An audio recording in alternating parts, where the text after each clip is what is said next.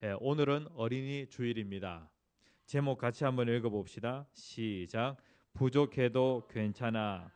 오늘 이 시간에는 부족해도 괜찮아라는 그런 제목으로 같이 은혜를 나누고자 합니다. 여러분들에게 부족함 있습니까? 없습니까? 연약함은 있습니까? 없습니까? 그러면 여러분들 자녀들에게도 부족함과 연약함이 있겠네요. 세상에 온전한 사람은 한 사람도 없습니다. 나의 자녀들 또한 마찬가지로 부족함이나 연약함이 있습니다. 여러분들은 자녀들의 부족함이나 연약함을 보게 되어질 때에 뭐라고 얘기합니까? 예? 그 부족함을 온전함으로 만들기 위하여서 여러분들이 예? 때로는 말로써 또 행동으로써 수고할 때가 많이 있죠. 그런데 그 수고가 헛수고가 되어질 때가 참 많이 있다는 거예요. 특별히 자녀의 부족함을 보게 되어질 때에 하나님은 하나님의 자녀들의 부족함을 보게 될 때에 괜찮아, 내가 일하니까 괜찮아라고 그렇게 하나님께서 말씀하신다는 것이죠. 여러분들의 자녀의 부족함, 연약함을 보게 되어질 때에 괜찮아라고 그렇게 얘기할 수 있는 저와 여러분들이 되었으면 좋겠습니다. 가장 위대한 연설가라고 한다면은 마틴 루터 킹 목사님, 이분도 참 위대한 연설가라고 할 수 있겠고요. 그리고 예, 이 윈스턴 처칠이라고 하는 영국 수상인데요. 이 사람도 아주 위대한 연설가 중에 한 사람으로 꼽힙니다. 1941년 영국의 해로우 고등학교 졸업식에서 윈스트 처칠이 연설을 하게 되어집니다. 그때 상황이 어떠한 상황이냐면은 2차 세계 대전으로 인하여서 독일군과 연합군이 팽팽한 그런 긴장 속에서 세계는 불안과 공포에 떨고 있었어요. 이러한 때에 윈스턴 처칠이 고등학교 졸업생들에게 연설을 하였다는 거예요. 당시에 세계 제2차 대전으로 인하여서 영국의 젊은이들은 암담한 미래, 그 다음에 또 패배의식, 이러한 것에 사로잡혀 있었는데 그때에 윈스턴 처칠이 그 고등학교 졸업식에 가서 연설을 하게 되어지는데 그 연설이 많은 젊은이들에게 큰 힘이 되었다는 거예요. 그러면 뭐라고 얘기했는가? 이렇게 얘기했대요. 졸업식 때 연설 길게 하면 아이들 안 좋아하잖아요. 그런데 아주 짧게 하게 되어집니다. 젊은이들이요, 절대로 포기하지 말라. 절대로 포기하지 말라. 절대로 포기하지 말라. 이렇게 말을 하고요. 부의를 딱 하고 내려갔다는 거예요. 예? 야, 이 연설이 그 어린 젊은이들에게 큰 힘이 되었고, 그리고 결국에 이것이 제2차 세계대전을 마무리 짓게 하는 원동력이 되었다는 거예요. 그러니까 그 연설의 내용이 참 좋죠. 그런데 오늘 얘기하고자 하는 것은 연설의 내용이 아니라 윈스턴 처칠이 그의 그 성장기 때에 어떠한 그 부족함이 있었냐면은 그가 말더듬이였다는 거예요. 말더듬이. 그러니까 말을 잘 할 줄 모르는 그러한 그 부족함이 있는 사람이었다는 것이죠. 그 말 더듬는 이 문제를 해결하기 위하여서 많은 노력을 하게 되어지고 결국에는 그것을 극복하게 되어집니다. 그러면서 이 윈스턴 처칠은 어떠한 사람이 되어지냐면은 사람의 마음을 움직이는 그러한 연설가가 되어집니다. 그가 말더듬이라고 하는 그러한 그 부족함이 있었기 때문에 그것을 극복하고자 하는 그러한 그 노력들 속에서 그는 사람의 마음을 움직이는 그러한 연설가가 될 수 있었다는 것이죠. 그러니까 자기에게 있는 그 부족함이 있는데요. 이 부족함은 사명감을 키우는 그러한 원동력이 되어집니다. 성경에도 보면은 말 못하는 사람이 있습니다. 이 사람이 분명히 말 못하는 사람인데 엄청난 일을 하게 되어집니다. 어떤 사람이 있을까요? 예? 말 잘 못하는 사람. 우리 다음 세대 중에서 말 잘 못하는 사람이 있어요? 예? 우리 중고등 학생들 중에서 말 잘 못하는 사람이 있어요? 예. 사람들 앞에 나서서 말을 잘 못하는 그러한 사람이 있을 수도 있겠고, 그리고 말을 잘 더듬는 그러한 또 친구가 있을 수도 있겠고, 그리고 또 목소리가 또 너무 작아서 자기의 그 의사를 잘 표현하지 못하는 그러한 사람도 있을 거예요. 이 모세에게도 부족함이 있었는데요. 모세에게 어떠한 부족함이 있었냐면은 하나님께서 80세가 된 그 모세를 쓰겠다고 부르시는 거예요. 그때에 모세는 쓰겠다고 하시는 하나님에게 뭐라고 얘기하게 되어지냐면은, 하나님, 저는요 부족함이 있는 사람입니다. 어떠한 부족함이 있냐면은 출애굽기 4장 10절에 있는 말씀 같이 한번 읽어봅시다. 시작. 모세가 여호와께 아뢰되 오 주여, 나는 본래 말을 잘 하지 못하는 자니이다. 주께서 주의 종에게 명령하신 후에도 역시 그러하니 나는 입이 뻣뻣하고 혀가 둔한 자니이다. 하나님께 뭐라고 얘기하냐면은, 하나님, 제가 부족한 사람이라는 거 다 아시지 않습니까? 저는요 말 잘 못합니다. 입이 뻣뻣하고 혀가 둔한 자인데 제가 어떻게 백성의 지도자가 되어서 백성들에게 말을 하며 그 다음에 또 바로 왕 앞에 가서 말을 하는 그러한 사람이 될 수 있겠습니까? 라고 그렇게 얘기를 합니다. 그때 하나님께서 뭐라고 말씀하시냐면은 부족해도 괜찮아 라고 그렇게 말씀을 하시는 거예요. 하나님께서 뭐라고 말씀하시냐면은 누가 입을 쥐었느냐라고 그렇게 하나님이 말씀하시는 거예요. 누가 입을 쥐었느냐? 내가 너의 입을 쥐었다라고 그렇게 하나님이 말씀하시는 거예요. 그러면서 출애굽기 4장 12절에 가서 보면은 이제 가라, 내가 내 입과 함께 있어서 할 말을 가르치리라 라고 그렇게 말씀을 하고 있어요. 뭐라고요? 이제 가라, 내가 너의 입과 함께 있어서 할 말을 가르치리라. 하나님이 모세의 입을 만드셨어요. 그리고 하나님께서 모세의 입과 함께 하겠다라고 그렇게 말씀을 하는 것이죠. 그리고 하나님께서 이 모세에게 또 누구를 붙여주시냐면은 말 잘하는 아론이라고 하는 형을 붙여주게 되어집니다. 아론 형은 말을 정말로 잘하거든요. 그래서 말 못하는 그 모세는 항상 자기 주변에 있는 사람을 귀하게 여기게 되어지고 그 아론과 동역하게 되어지면서 모세는 그 백성의 지도자로서 그 사명을 잘 감당하게 되어집니다. 그러니까 우리의 부족함이 무엇이 되어지냐면은 사명이 된다는 거예요. 부족함이. 특별히 성장기 때에 많은 상처를 가지고 있는 그러한 사람들이 있죠. 이러한 친구들이 나중에는 어떤 사람들에게 도움이 되어지냐면은 상처가 많은 그러한 사람들에게 실질적으로 내가 도와줄 수 있는 것이 눈에 보이는 거예요.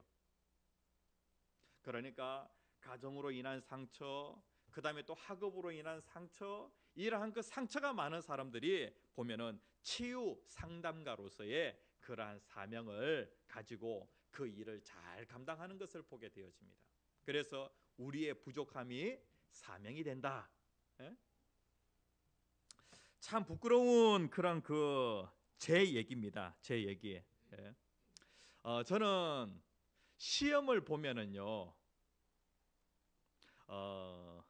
시험에 대하여서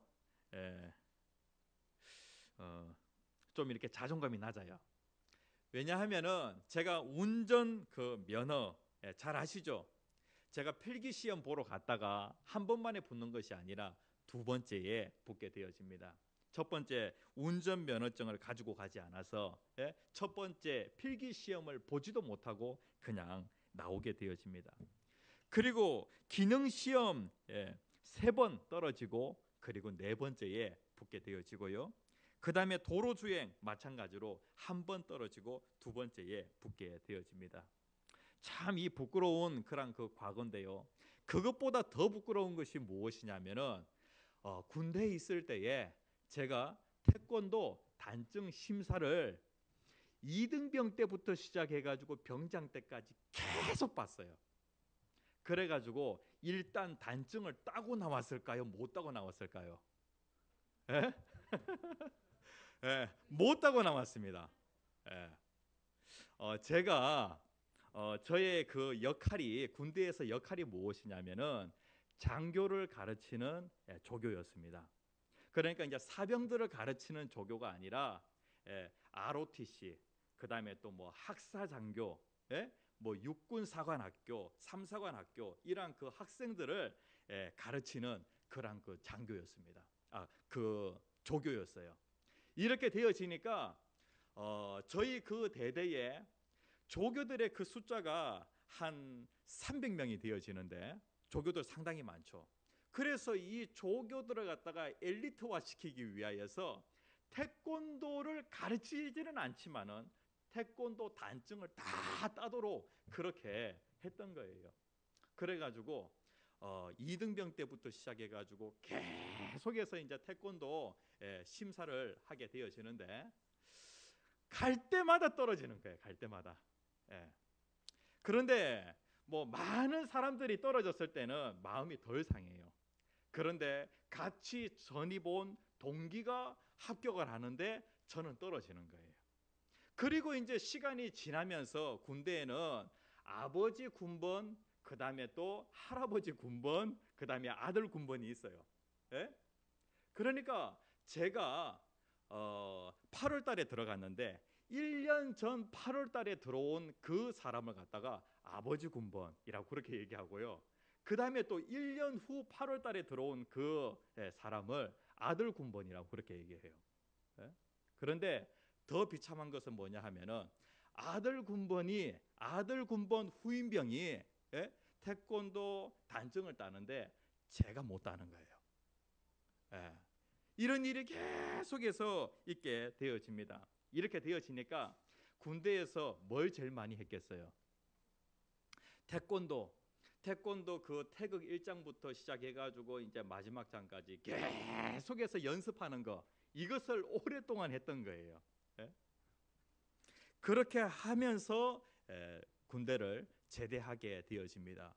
그리고 군대를 제대하고 제가 바로 단기 선교를 나가게 되어집니다.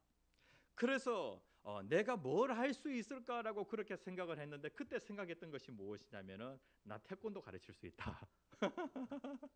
그렇게 해서 인도 단기 선교를 갔을 때에 그 인도 학생들에게 무엇을 가르치냐면은 그냥 기마 자세하고 그 다음에 이제 태권도 주먹 치르기 하는 그것을 가르쳐 주었어요.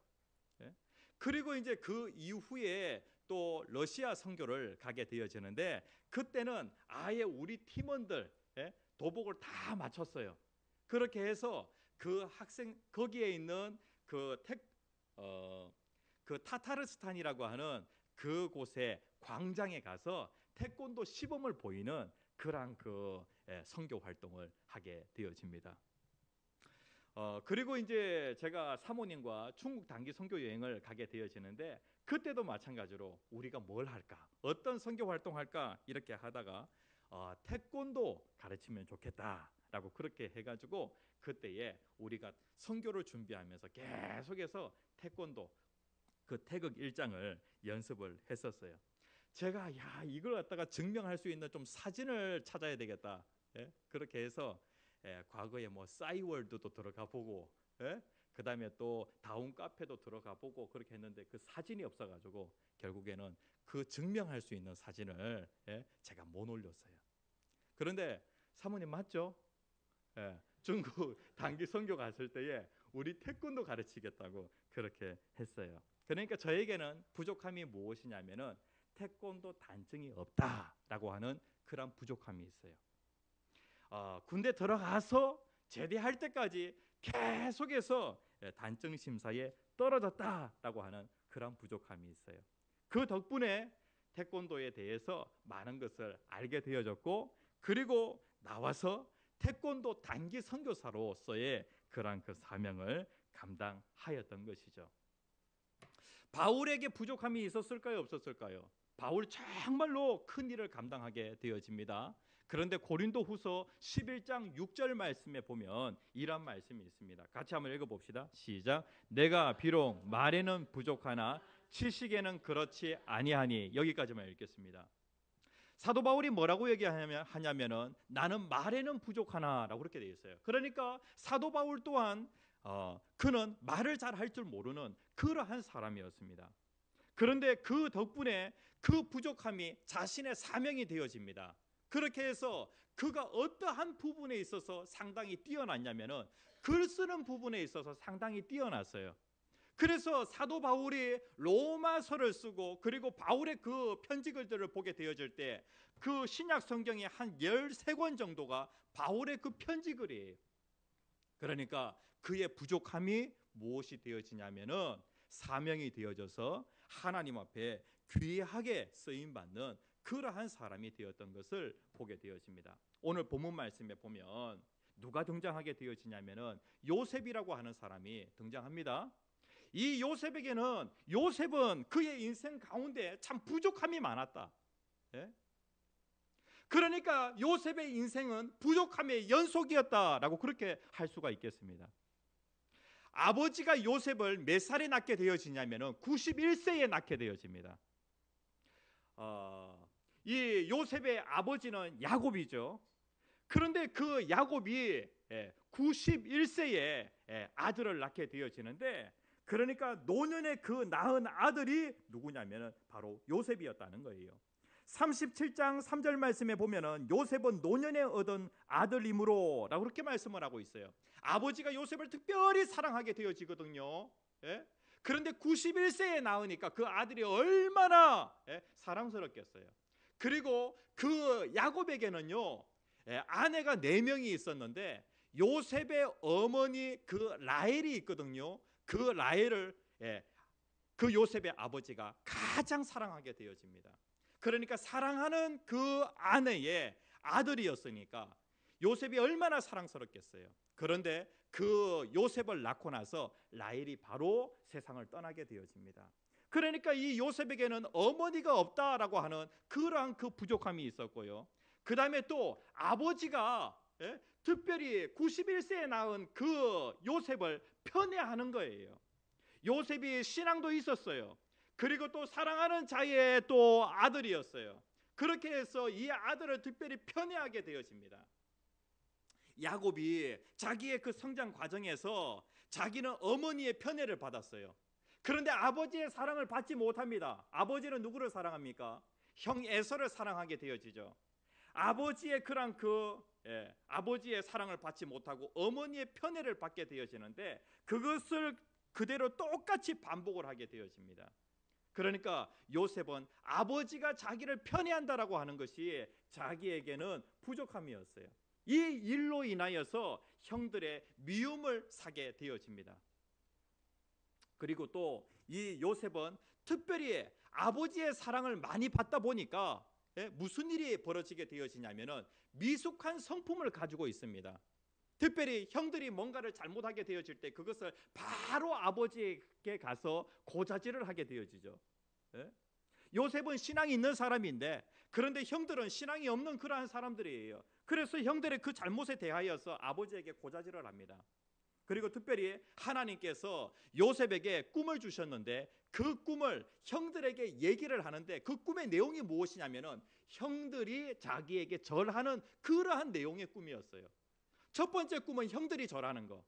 그 다음에 두 번째 꿈은 아버지와 어머니, 그 다음에 형들까지도 이 요셉에게 다 절하는 그러한 꿈이었는데 이러한 꿈의 내용을 형들이 듣게 되어질 때 형들의 기분이 좋겠어요?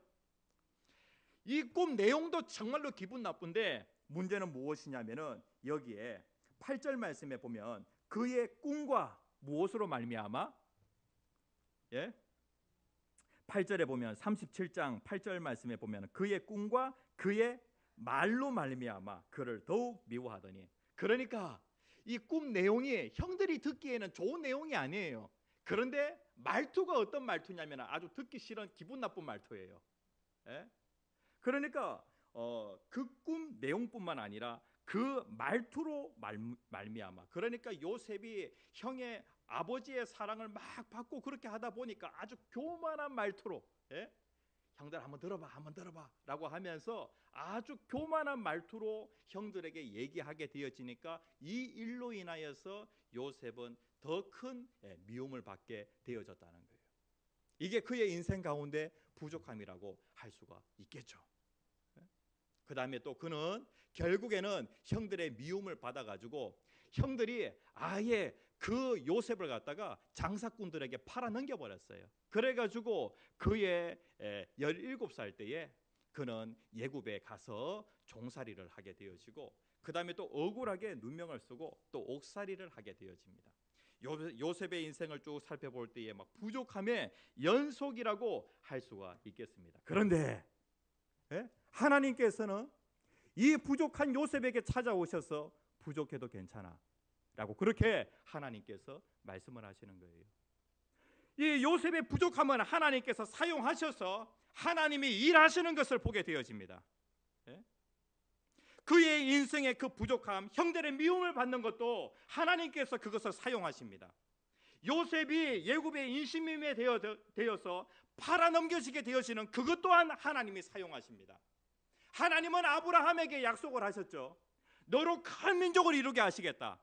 그런데 아브라함의 아들 이삭, 이삭의 아들 야곱, 야곱의 아들 요셉 때에, 이 요셉 때에 그 아브라함의 그 자손이 예굽으로 내려가서 그 세계에서 가장 살기 좋은 그 나라 예굽에서 큰 민족을 이루게 되어집니다. 그러니까 하나님은 부족함을 통하여서 이렇게 엄청난 큰 일을 이루셨다는 것이죠. 하나님이 요셉의 부족한 시절의 그 경험을 하나님이 다 사용하시는 것을 보게 되어집니다. 그의 인생에서 정말로 생각하기 싫은 그 힘들었던 그때가 언제냐면은 바로 예굽에 가서 종살이하였던 그때였어요. 그런데 자기의 주인이 누구냐면은 바로 보디발이었던 것이죠. 그런데 이 보디발이 어떠한 직책에 있었냐면은 국방부 장관이라고 하는 그러한 그 직책에 있었어요.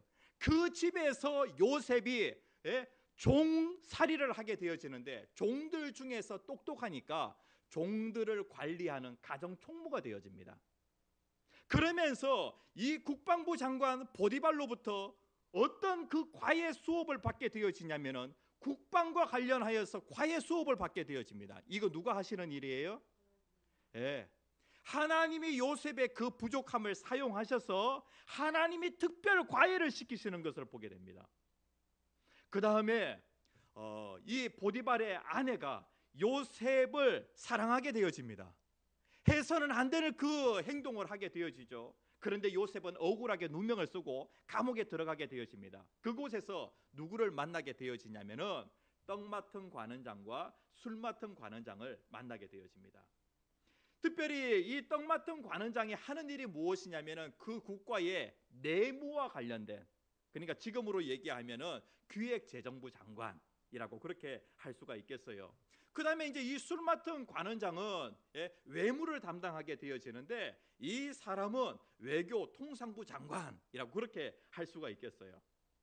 그러니까 이 사람들과 함께 감옥에서 생활하고 이 사람들을 도우면서 자연스럽게 어떤 과외 공부를 하였냐면은 내무에 대해서, 그 다음에 또 외무에 대해서 과외 공부를 하게 되어집니다. 하나님께서 시간이 되어서 이 요셉의 부족함을 사용하시는 데에 때가 되어 이 바로가 꿈을 꾸게 되어집니다. 그런데 요셉은 그의 성장 과정에서 항상 꿈을 꾸게 하시고 그 꿈을 해석하도록 하시고, 그 다음에 또 이 떡 맡은 관원장과 술 맡은 관원장이 꿈을 꾸게 되었을 때에도 그 꿈을 요셉이 다 해석을 해주게 되어집니다. 그리고 나라의 최고 지도자인 바로가 꿈을 꾸게 되어집니다. 그 꿈을 누가 해석해줘요? 요셉이 해석을 해주게 되어집니다. 그리고 그 꿈을 해석할 뿐만 아니라 그리고 특별히 이러한 그 문제 가운데 이 문제를 어떻게, 흉년이라고 하는 이 문제를 어떻게 해결해야 되는지, 요셉은 특별 과외를 받았잖아요. 하나님이 최고의 그러한 그 선생님을 요셉에게 붙여가지고 특별 과외를 시켰잖아요. 국방은 보디발, 그 다음에 내무는 떡 맡은 장관, 외무는 술 맡은 관원장, 이렇게 하나님이 최고의 과외 선생님을 딱 붙여줬잖아요. 그러한 상황 가운데에서 요셉이 그 대책까지도 다 얘기하게 되어집니다. 이렇게 되어지니까 바로가 어떻게 되어지냐면은 이 요셉을 쓸 수밖에 없는 거예요. 그렇게 해서 30세에 17세에 종이 되어서 30세에 13년이 지납니다. 30세에 예굽의 국무총리가 되어집니다. 이 다 누가 하시는 일이에요? 하나님이 하시는 일이죠. 그 부족한 가운데 하나님이 그 부족함을 사용하셔서 하나님이 쓰시는 것을 보게 되어집니다. 이 깨진 항아리 이야기가 있습니다. 물을 길어 나르는 항아리가 있었습니다. 주인은 언제나 이 두 개의 그 항아리를 물지개 양쪽에 딱 걸어가지고 먼 길을 오가면서 계속해서 물을 치고 나르게 되어집니다. 그런데 두 항아리 가운데 어느 날 한쪽 항아리의 옆구리가 아파오기 시작하면서 그 한쪽 항아리의 그 옆구리에 이상이 생겨가지고 거기에 금이 가게 되어집니다. 이 한쪽에 있는 이 깨진 항아리는요, 항상 주인에게 미안한 마음을 가지게 되어지죠. 아니, 주인이 그 항아리에다가 둘 다 물을 가득 채웠는데 이 깨진 항아리는 집에 돌아올 때쯤 되면은요, 물이 반밖에 안 남아 있는 거예요. 그리고 또 무게의 중심이 한쪽으로 기울게 되어지니까 주인이 이렇게 기우뚱 거리게 되어지죠. 이러한 그 모습을 보게 되어질 때 깨진 항아리는 너무나도 마음이 아프게 되어집니다. 나 때문에 주인이 고생하구나 라고 하는 그런 생각을 하게 되어지죠. 그때에 이제 깨진 항아리가 용기를 내어서 주인님, 저를 그냥 버리세요 라고 그렇게 얘기를 하게 되어집니다. 저는 물을 반밖에 담지 못하고요, 그리고 주인이 저 때문에 힘들어 하시는 것이 눈에 보여요. 그러니까 저를 그냥 버리세요라고 그렇게 얘기하는 거예요. 그런데 그때에 주인이 뭐라고 얘기하냐면은 저기 뒤를 한번 돌아봐. 저기에 있는 그 꽃길이 보이니? 라고 그렇게 얘기를 하는 거예요. 너가 깨져가지고 계속해서 물을 흘릴 수밖에 없게 되어졌을 때에, 그때에 내가 무엇을 했냐면은 길에다가 꽃씨를 뿌렸어. 그리고 너가 오고 가고 하면서 물을 한 방울씩 계속해서 떨어뜨리게 되어지는데, 그것으로 인하여서 지금 봐, 이렇게 멋진 작품이 만들어진 거야 라고 그렇게 얘기하는 거예요. 뭐가 만들어졌어요? 꽃길이 만들어진 거예요. 하나님께서는 우리의 삶 가운데 우리 사람을 하나님께서 온전하다라고 그렇게 말씀하지 아니하시고, 우리 사람, 모든 사람에게 다 부족함, 연약함이 있도록 그렇게 하셨어요. 하나님은 그 연약함, 부족함을 사용하셔서 오늘도 하나님은 정말로 멋진 작품을 만드신다는 것이죠. 요셉의 부족함을 통해서, 바울의 부족함을 통해서, 모세의 부족함을 통하여, 그 다음에 또 황 목사의 부족함을 통하여서 하나님은 멋진 작품을 만드시고 계신다는 거예요. 우리들의 교회가 성전 건축을 하고 있어요. 그런데 지금 부족함으로 인하여서 더 이상 진행을 하지 못하고 있어요. 그런데 하나님께서 왜 부족함을 허락하시는가? 멋진 작품을 만드시려고, 아름다운 작품을 만드시려고 하나님이 그렇게 하신다는 것이죠. 우리들의 교회, 우리 다음 세대, 특별히 나는 뭣도 못하고 아무것도 못해, 나에게는 부족함이 너무나도 많아. 그 부족함 여러분들이 사명이라는 그 그릇에 담겨지게 되어지면 하나님이 그 부족함을 사용하셔서 여러분들을 크게 쓰신다라고 하는 것을 꼭 기억하셨으면 좋겠어요.